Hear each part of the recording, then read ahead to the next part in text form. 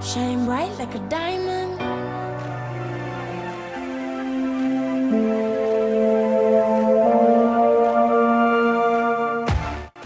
Hey, what's up everyone, this is Crafty and welcome back to our channel. For today's DIY, we will turn a wooden box into a jewelry box. So please stay tuned, and if you love DIY, please consider to subscribe and click the notification bell to always get updated on my latest video. Let's get started!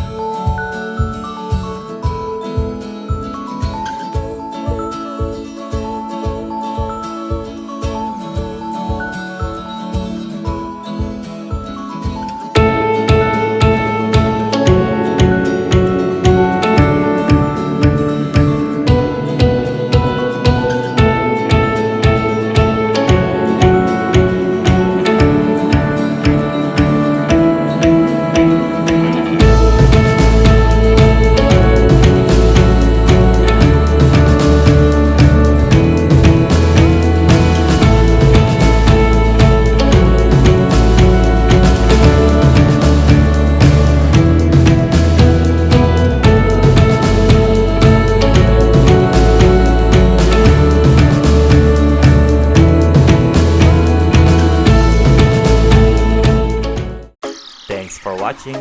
Don't forget to like, comment, and share.